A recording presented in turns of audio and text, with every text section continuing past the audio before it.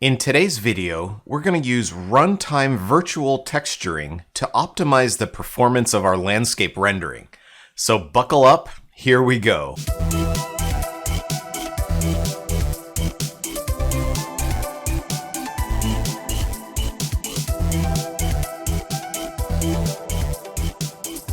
All right, let's get started. Anytime you want to optimize performance, the first thing that you need to do is identify where the performance bottleneck is so that you target the right feature to optimize. And so the first thing that I want to show you is how to do that, how to identify what thing in your scene is causing the performance slowdown.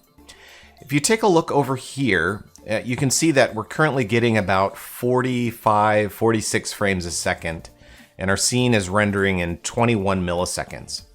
And the first thing that we need to do is figure out if the frame rate is slow because of a CPU bottleneck or a GPU bottleneck. And in order to be able to do that, I need a little bit more information. Right now, all I have is the frame rate and the frame time, but I actually need to know how much time the CPU is taking and how much time the GPU is taking. So I'm going to hit the tilde key to bring up the command prompt. And down here, I'm going to type stat unit. And that's going to increase the information that the frame rate counter over here gives me. You can see that it's given me several new counters: frame, game, draw, GPU, and some others. So first of all, frame. This is the amount of time it's taking the computer to draw each frame. Right now it's a little over 21 milliseconds. Then you can see I have these other three categories called game, draw, and GPU. Game and draw are happening on the CPU, and obviously GPU is the GPU. But you can see that my GPU is taking 21 milliseconds, where my CPU, game, and draw together are taking maybe 6.5 milliseconds. So obviously my bottleneck is on the GPU. So that's a good first step. I've identified that I need to optimize something that the GPU is doing to improve performance. So the next thing that we need to come over here, and I'm going to pick Stat Advanced GPU. And what this is going to do is give me some statistics to show me what the GPU is doing. So here are the statistics, and I apologize, the text is kind of small here on the screen. But this is a list of all of the most expensive things the GPU is doing, along with how much time each of them is taking. And if I look here at the top of the list, luckily the list is sorted by what takes the longest to do. If I look here at the top, it says that the base pass is taking the longest. It's taking a little over 9 milliseconds to render the base pass. What's the base pass? Well, it's just all of the objects in the scene rendered to the screen. The next most expensive thing is the pre-pass, and then there's screen ambient occlusion and post-process effects and those kinds of things. But what this is telling me is that just drawing the simple basic objects to the screen is taking the longest. So the next thing that I need to do, I'm going to turn off this counter here. The next thing that I need to do is figure out which objects on the screen are expensive. So I'm going to come up here under the Lit menu and choose Optimization View Modes, Shader Complexity. And what this is going to do is it's going to shade every object that's being drawn based on how expensive it is to render that object's shader. So you can see I have my grass objects here. And down here at the bottom, there's this gradient that shows me that green is good, or it's a cheap shader. Red is fairly bad. And then if we go to white, we're really in trouble. In our scene, though, you can see that our grass is the green, which means it's a fairly cheap shader to draw. But the landscape is this brown color. It's not quite in the red, but it's this brown color. And that indicates to me that there's something that I could do to improve the rendering performance of my landscape. So that's where we're going to focus today. We're going to use a technique called Runtime Virtual Textures to increase the rendering performance of the landscape. All right, let's switch back to our lit view here. And I want to talk for a minute about what runtime virtual texturing is. Right now, if I select my landscape, let's just open up my landscape material. I'm going to open up the material instance and then double click on the material, the parent material.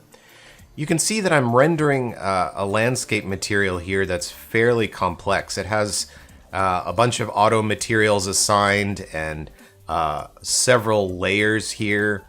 And if you want to know how to build this material, I've discussed that in previous videos. I'll put the link right here, and you can follow these tutorials to know how to do that. If we look down here at the bottom, you can see that my material is using 324 instructions, and it's using 4 out of 16 texture samplers. And additionally to that, it's using 43 texture lookups in the pixel shader. So this is a fairly heavy material. It's not the heaviest there is, but it could be better.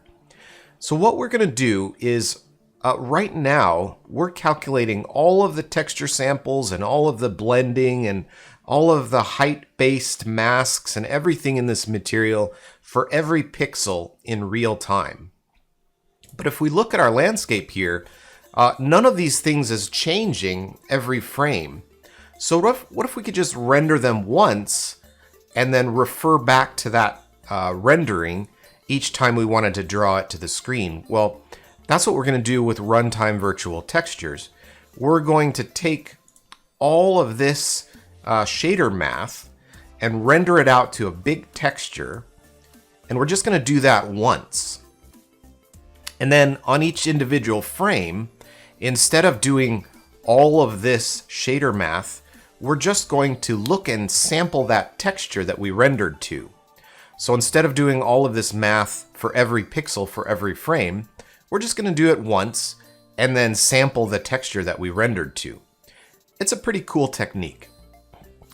So let me go through the steps for how to set this up. The first thing that we need to do is come over here to our project settings, and we're going to come down here to Engine, Rendering, and then scroll down to our Virtual Textures section. Now, by default, Enable Virtual Texture Support is off. So you're going to want to turn that on right here.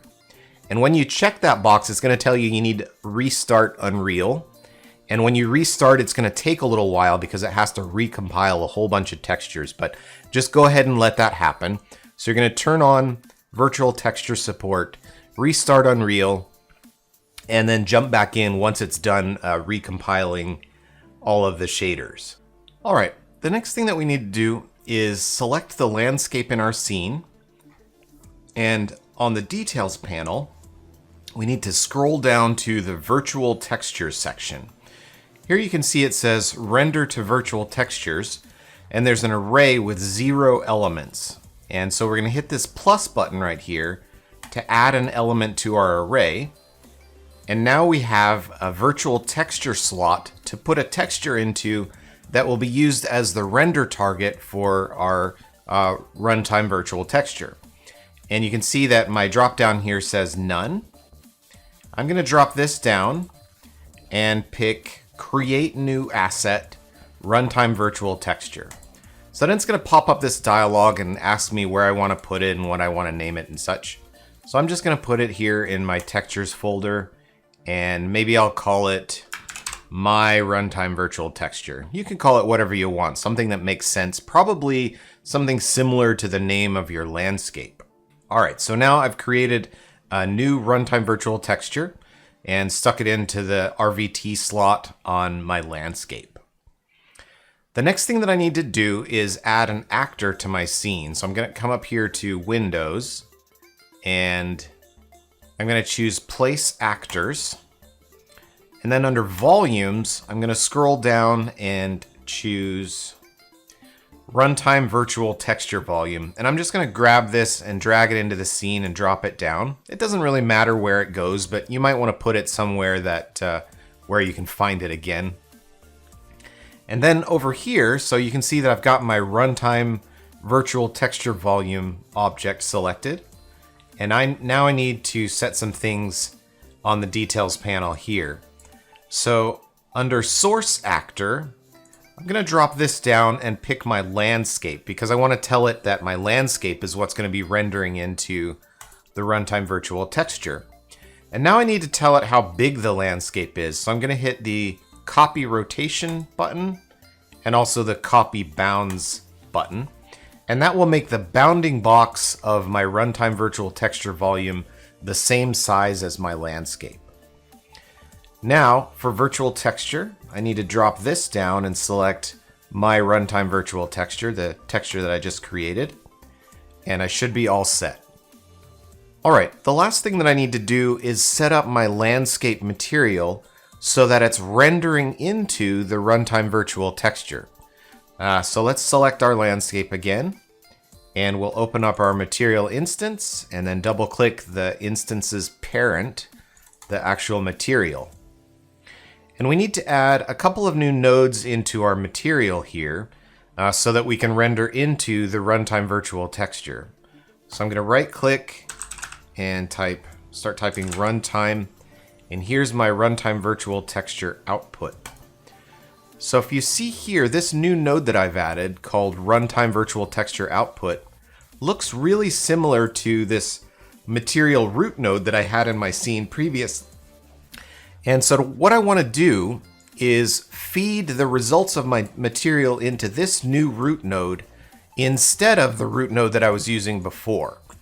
So here's my Get Material Attributes node, and it has base color, specular, roughness, normal, and ambient occlusion coming out of it that I set up previously. And I'm just going to wire base color, specular, roughness, and normal into the Runtime Virtual Texture output. And the last thing that I need is world height. And so I'm going to add world position. And from world position, I'm going to add a component mask. And I know that the blue channel of world position is the height in world space. So I'm going to check the B in my component mask and uncheck the R and the G. So this is going to give me my world height that I can then wire into my Runtime Virtual Texture output. All right, so that's all set up. My material is now rendering into my Runtime Virtual Texture. Now, the next thing that I need to do is sample from that material to pass those values into my root node here. And so I'm going to right click and type Runtime, and you can see that I have this node here called Runtime Virtual Texture Sample. So I'm going to add that to my scene, and instead of passing my attributes out of my Get Material attributes, I'm going to pass them out of my Runtime Virtual Texture Sample. So I'm going to take my base color and wire that into my base color of root, my specular, my roughness, my normal, and I'm just going to leave it at that. And you can see that I have an ambient occlusion item here that's coming out of my Get Material attributes, and I'm just going to have to leave that blank right now because it's actually not supported by the Runtime Virtual Texture system. All right, now I need to configure this node. So if I come over here to Details, you can see yet again I have a slot for which Runtime Virtual Texture to use, and I'm going to set it to my Runtime Virtual Texture. And then I have this Virtual Texture Content, or what I want the virtual texture to contain. So I'm going to drop this down and pick base color, normal, roughness, specular, because those are the values that I need. All right, so now what you can see is, I'm just going to kind of move things around so it's a little more clear what's happening. Here is my Runtime Virtual Texture output, and the results of my material are being rendered into that. I'm creating a couple of textures that I'm rendering my material into, and then here I'm sampling those textures and passing them into my landscape material root.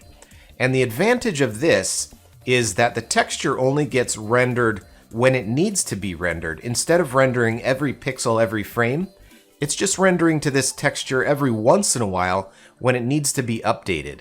And so there's the potential here to vastly improve the performance of my scene. In fact, if we look down here at our stats panel, you can see where we used to have 324 instructions, now we've reduced it to just 228. And where we used to be doing, I think, 43 texture lookups, now it says our virtual texture lookups are just 8. So this is a great performance improvement.